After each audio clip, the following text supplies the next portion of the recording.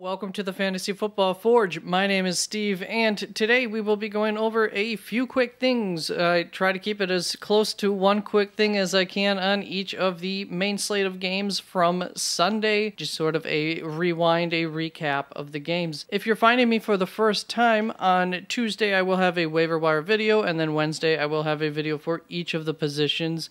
For the rankings, I also have a website with the rankings, www.theFFforge.com. As rankings are fluid and those will change throughout the week. And if you're a new subscriber, thank you very much for that. It's much appreciated, but let's just get through this. Don't want to waste too much of your time. So we're going to start off with Tampa Bay beating Seattle 21-16 in the early game this morning. We saw, I think, a little bit of a revival of the Tampa Bay offense, and we also saw Rachaad White get the start.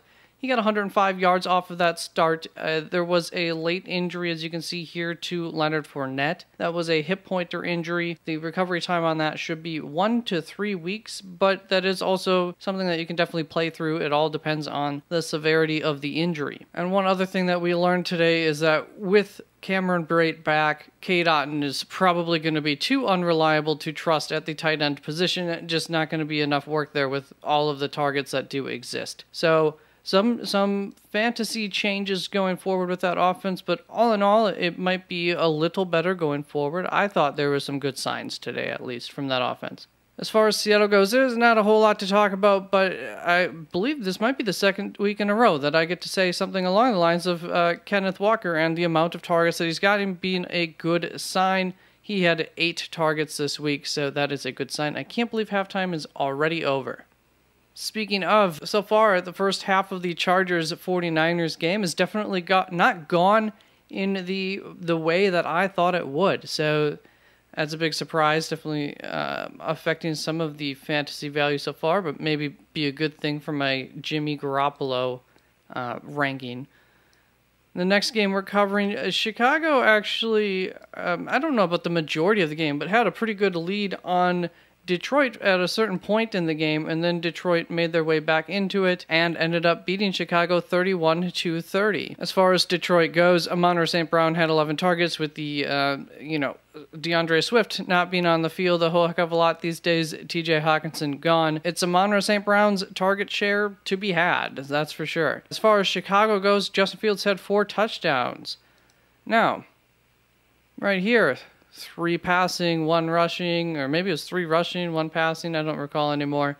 178 rushing yards.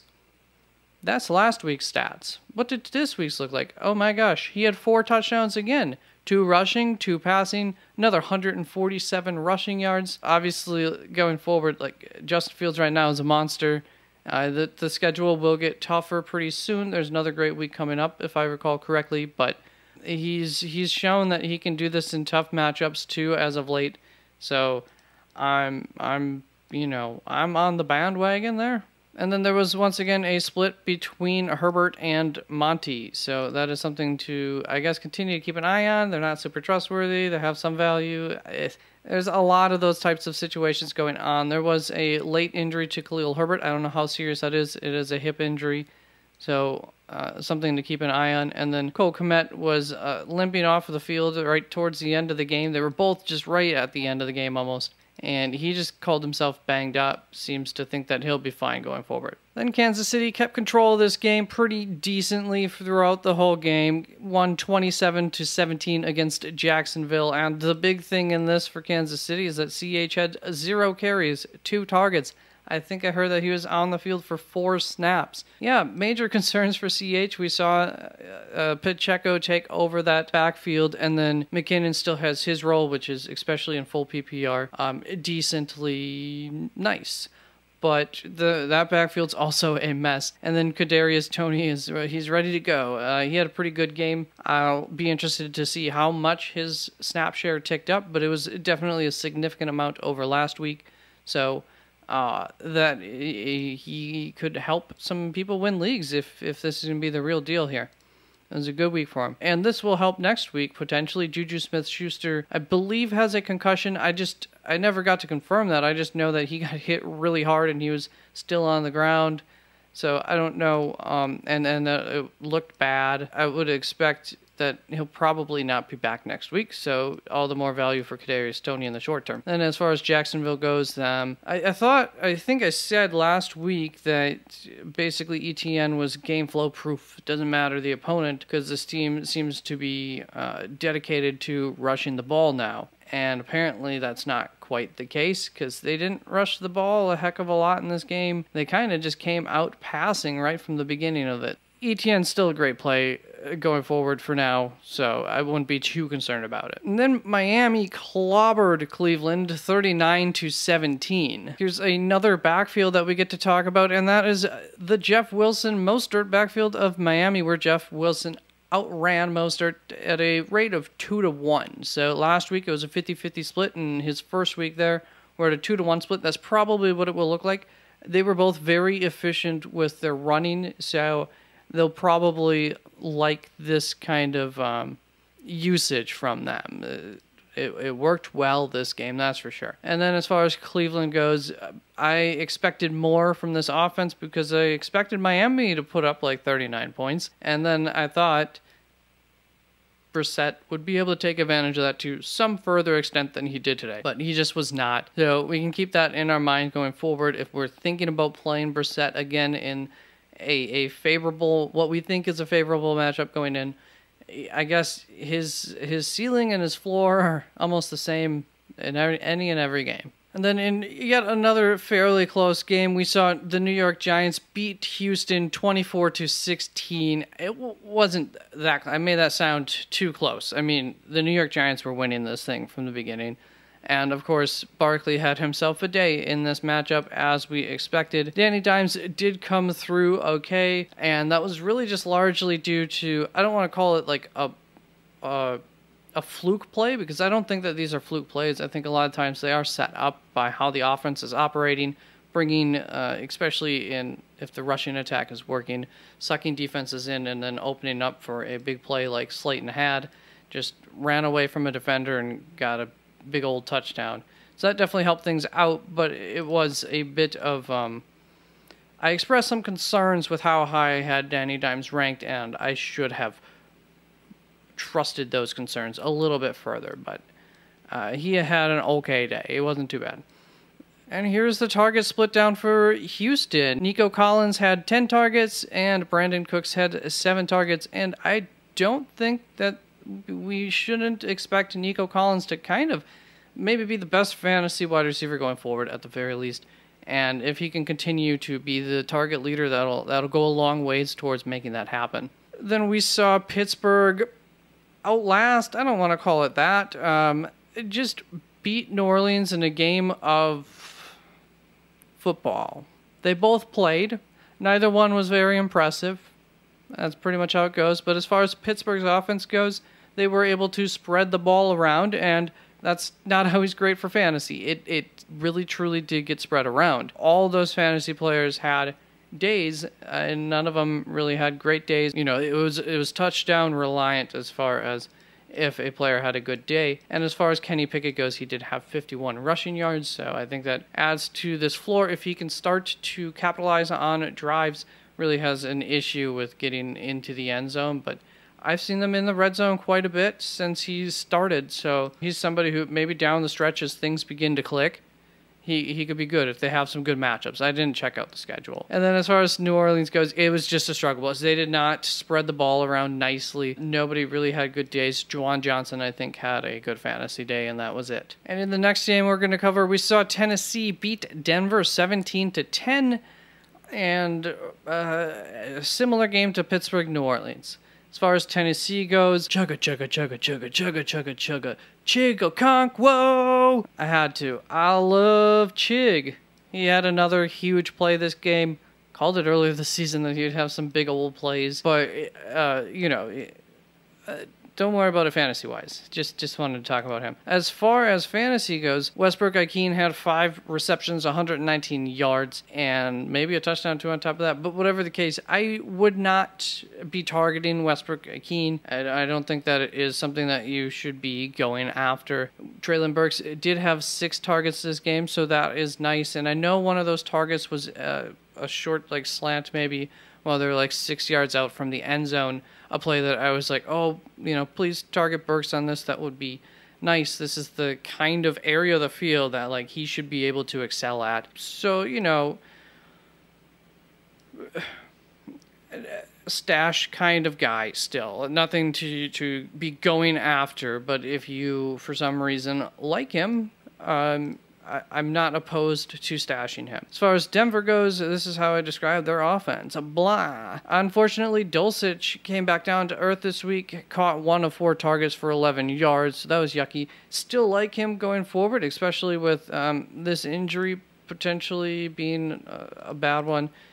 Jerry Jeudy had an ankle injury. I don't recall. I feel like there was an update on this, and it might not have been great, but it wasn't terrible. And so, I mean, that could, that helps consolidate the target share potentially. But there's really nobody that I would be going out to grab with Jerry Jeudy going down. And Dulcich is, he's still another tight end, and unfortunately, it didn't work out this week. Which brings us to Indianapolis versus Las Vegas, where Indianapolis beat Las Vegas 25-20. And I sure wish that we had known about Matt Ryan starting this week back when I recorded any of my videos and talked about any of the players. It changed so much at the last second as far as views on things. So, anyways, lot of news for Indianapolis throughout this week, and I don't want to say they're better off without Frank Reich, but they're better off with Matty Ice, and he's back, baby. And JT is back, baby. The team, they're bringing everybody back.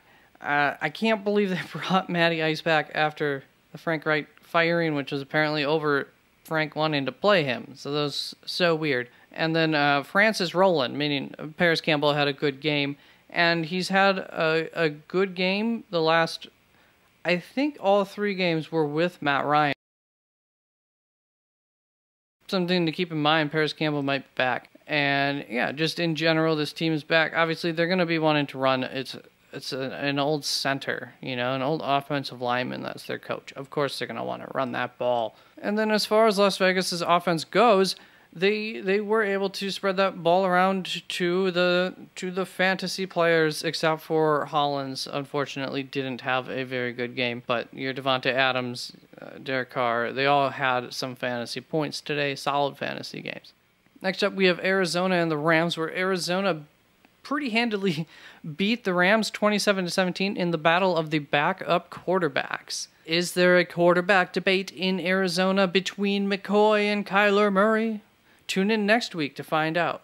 No, probably doubtful, but it is nice to see that if Kyler is out for an extended period of time with his hamstring, which I almost wouldn't mind, McCoy can hold up some of the value of those fantasy players. He did do good in 2 out of 3 games last season, did pretty good in this game again, so it's nice to have a good backup, especially when you have the other players on a fantasy team that aren't the quarterback. There was an injury in this game, Zach Ertz' knee, and that was multiple weeks. That might have been who I was thinking of when I was thinking of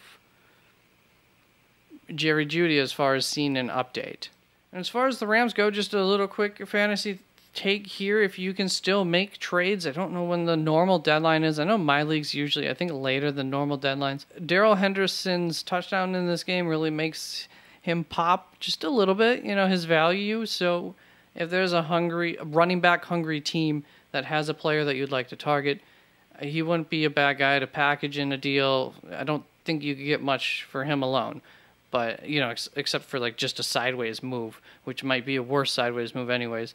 But if you package him up with somebody, you might be able to get something for him. And Kupp had negative points in this game. That's very unfortunate, on top of the fact that Cooper Kupp had an ankle injury and pretty late in the game. So it's not really a reason that he had negative points. But it did not look or sound good, is what the coach said after the game. And by sound good, I assume he doesn't mean the injury itself. It just means like the update that he's gotten from his medical staff. And that'll bring us to our last game. Green Bay beat Dallas 31-28 in overtime. Did I cover the the Minnesota game? I did not. I'll have to look on my phone on that one. Green Bay beat Dallas 31-28 in overtime. And we saw Christian Watson have his coming out party this week. He went 4 of 8 for 107 yards and 3 touchdowns on top of that. It's a shame. I really wanted to add him to my team, but with Kyler Murray, I had to pick up Jimmy Garoppolo to play, so I didn't have that extra spot for him. I drafted him. So obviously he's somebody that I think of pretty highly and would recommend to go out on the waiver wire for. And also, as far as Green Bay goes, just real world, and of course this touches on fantasy football, is that they had 39 rushes to 20 passes this game. I think that's where they want to be at this stage in Aaron Rodgers' career, as the weather gets colder, as the running backs are who they are, and they can both do good. So that was promising to see, and hopefully they'll be happy with the results from that kind of 2-to-1 rushing to passing attack, ish. Doesn't need to be that much rushing more, but when it's working, it's working. And that's part of actually why I have this little note. I don't think that it was the right call to go for it on 4th and 4 in overtime, but I totally understand why McCarthy did it. First of all, he's seen, a lot of what Aaron Rodgers can do, and obviously feels that fear of giving Aaron Rodgers the ball, just kind of like I talked about with the Los Angeles Rams, going for it on 1st down last week. So I understand what he was doing. He's trying to win the game. He doesn't think that a field goal is going to be enough. And to be honest, he might not have been wrong. There was still enough time on the clock that if they get a touchdown, if they kick a field goal there, the Packers don't have to just be in a passing situation. They would still be able to run, and I think that Dallas defense was pretty worn down. I think it was a gutsy call, and if it works, it works. If it doesn't, you lose. But I think that McCarthy thought he loses either way. He kicks the field goal, they're still going to go down and probably get a touchdown on you. So I get it. And then just as far as fantasy goes, Pollard, Prescott, Lamb, Schultz, those guys had fantasy points, so I think that those guys are pretty trustworthy going forward. And, of course, Ezekiel Elliott coming back takes some of that ceiling away from Pollard, but I think he's still, especially as far as the running back landscape goes, still going to be pretty usable. So now we'll go old school on this. Hopefully I didn't miss any other games, but Minnesota and Buffalo went into overtime this game in a crazy ending. That's another thing about today. These games all started off kind of slow. A lot of touchdowns were going to no-namers. I mean, guys who aren't going to be on fantasy squads. And then these games, a lot of them just started to get more interesting as they went along. Some of them ended up fizzling out at the end. But, man, there's some interesting games. Dalvin Cook had a huge, massive run. Other than that, he would have had like 13 runs for 40 yards this week. That's going up against Buffalo. And Justin Jefferson had a huge day. TJ Hawkinson had another 10 targets in this game. So that's pretty much for real, and that might kill Adam Thielen's value going forward, I think would be the big takeaway there. Also, KJ Osborne had 11 targets in this game. There was a lot of throwing in this game. How many throws? 50 attempts by Kirk Cousins. But, yeah, there seemed to be a little bit of replacement of KJ Osborne over Adam Thielen in this game, so that'll be something to also... that could potentially also make Thielen much less reliable. It was a little surprising when he wasn't on the field as often as he normally would be. As far as Buffalo goes, the injury to Josh Allen would be the big thing. I mean, he had 330 air yards. He did have a couple of picks, so he might be, a little less accurate with that injury. But he ran 6 attempts, 84 yards, and that was the thing that I expected, that if he played, he's not going to hold back on that running. That's how he plays. He has this running back mentality that he doesn't care if he's injured. He doesn't seem to care if he's going to get injured, which I think sometimes works to a quarterback's advantage because they take the proper kind of hits and they deliver hits back instead of letting themselves be the ragdoll. But that's besides the point. Yeah, you're going to continue to play Josh Allen, and he should be able to do pretty good for you. But, there's some concern going forward. So, if a Justin Fields happened to still be on your waiver wire or something, go right ahead and grab them up to shore that up in case of injury. If you are, going for the playoffs, and that's going to be... Josh Allen's a little bit fragile going forward. So those are going to be my big takeaways. my one big takeaway from each game. So thank you very much for stopping on through. I will see you at the waiver wires and on the waiver wire video. I hope you guys won your fantasy football leagues. I am going 9-1, baby. Peace out.